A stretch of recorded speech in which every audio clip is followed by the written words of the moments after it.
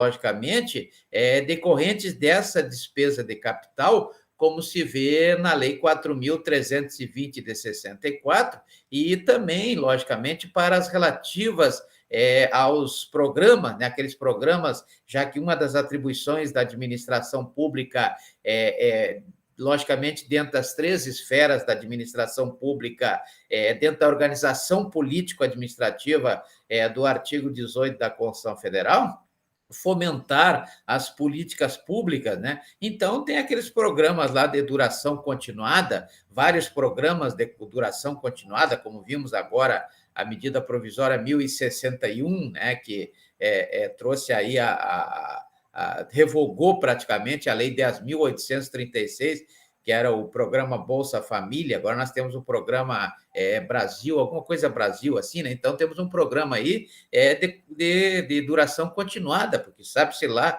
até quando vai durar esse programa, né? O Bolsa Família, ele não tinha, né, uma previsão de tempo, né? Agora, não sei como é que ficou essa questão aí, mas eu estou falando isso exatamente para provocá-los, instigá-los à pesquisa, né, sobre essa questão aí, dessa substituição desse programa voltado para a Bolsa Família. Logicamente que nenhum investimento, surgiu essa celeuma aí, né, que não havia previsão de receita para a despesa desse Auxílio Brasil, né? Então, o Auxílio Brasil, na verdade, quando surgiu, não havia claramente a previsão dessa, ou seja, a estimativa da receita, existia apenas uma fixação dessa despesa, né?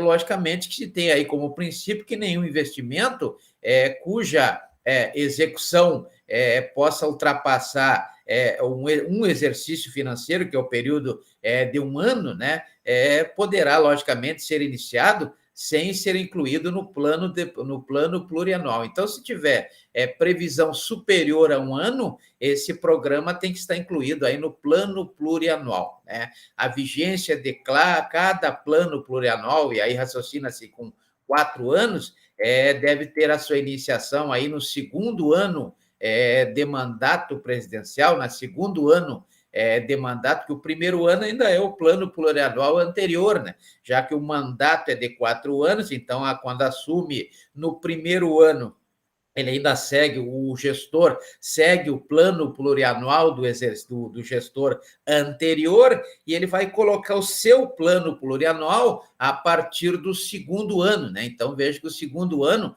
é do mandato presidencial, do mandato do governador, do mandato do prefeito, a partir do segundo ano, e vai terminar, logicamente, no fim do primeiro ano do mandato seguinte, né, do gestor seguinte. E a mesma assim vai substituindo. Então, um ano é do anterior e os 3 anos é dele, mais um que vai ficar para o sucessor, né?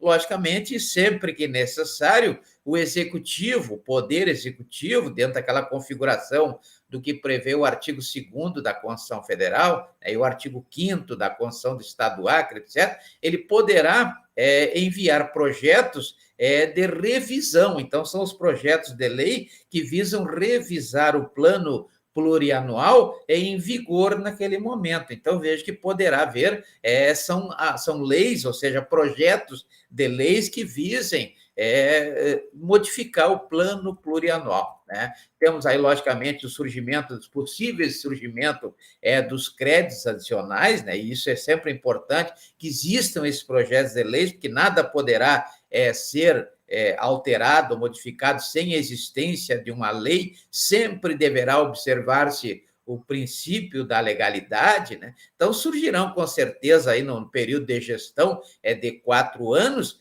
poderão surgir necessidades relativas aos créditos adicionais, né? Então, como em todo o planejamento, o momento da execução, aquele momento em que serão colocadas na prática o que for, o que estiver escrito na lei, poderá haver exigência de algumas adaptações e alguns ajustes, né, por situações ou subdimensionadas, ou imprevistas, né? Algumas situações que foram mal calculadas, não é verdade? Então, poderá surgir a necessidade de que sejam apresentados projetos, isso nas 3 esferas da administração pública, dentro do que prevê a organização político-administrativa do artigo 18 da Constituição Federal. Logicamente que, para isso, que existem os créditos adicionais ao orçamento, os chamados créditos adicionais ao orçamento, créditos adicionais ao orçamento. Esses créditos adicionais ao orçamento, eles serão, logicamente, autorizados, né, autorizações de despesas, né? Então, são autorizações de despesas que não estavam computadas, não estavam previstas, né? Ou estavam numa situação insuficiente, ou seja, insuficientemente dotadas lá na lei orgânica, né? Nas leis orçamentárias, anuais, né? Como se vê no artigo 165, parágrafo 5º da Constituição Federal, no artigo 153 da Constituição do Estado do Acre, no artigo 77, parágrafo 5º da Lei Orgânica do município de Rio Branco, não estavam lá, e se estavam numa situação menos do que o necessário, ou seja, insuficientemente previstas ou dotadas, né? Melhor o termo dotadas, nessas leis orçamentárias anuais, seja a lei de orçamento fiscal, seja a lei de orçamento de investimento, seja a lei de orçamento da Seguridade Social. Uma vez aprovados esses projetos de leis, que serão apresentados durante a vigência, durante a gestão, haverá, então, a incorporação ao orçamento que estiver sendo exercido, né? O orçamento do exercício financeiro do qual for solicitado. Então, haverá aí a incorporação desses novos créditos que serão adicionais ao orçamento, não é verdade? Os créditos adicionais são classificados em suplementares, né? Suplementares em especiais. Então, créditos suplementares serão aqueles destinados a um reforço, né? Serão um reforço à dotação orçamentária inicial, né? A dotação orçamentária inicial, então serão chamados créditos adicionais suplementares também, criados por lei, não é verdade? Sempre observado aí o princípio da legalidade. Teremos aí os créditos adicionais especiais, né? Aqueles destinados, logicamente, às despesas, ou aquelas despesas para as quais não havia ou não há, né, qualquer dotação, ou se há essa dotação, ela não é específica, né? Então, veja que especiais são aqueles com dotação específica para a saúde, para a educação, para o lazer, para o meio ambiente, etc. Então, há necessidade de uma complementação, então são as chamadas especiais, aquelas voltadas para as dotações específicas, dotações orçamentárias específicas. E ainda tem uma terceira forma, que é a mais utilizada, que é a classificação dos créditos adicionais extraordinários, né? Extraordinários. Então, são as dotações, os créditos adicionais, observado o princípio da legalidade, poderão ser suplementares,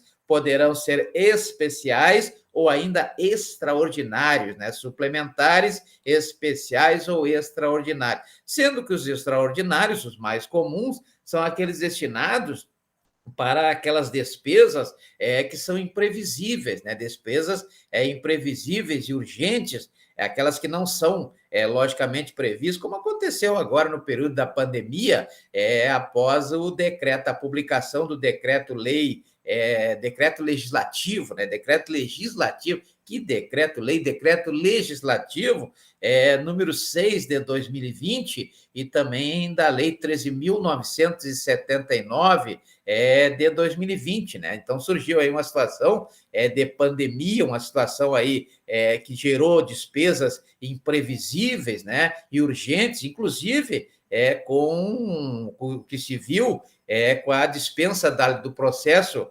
licitatório, né, que é aquele processo observado lá no artigo 37, inciso 21 da Constituição Federal, no artigo 27, inciso 20 da Constituição do Estado do Acre, no artigo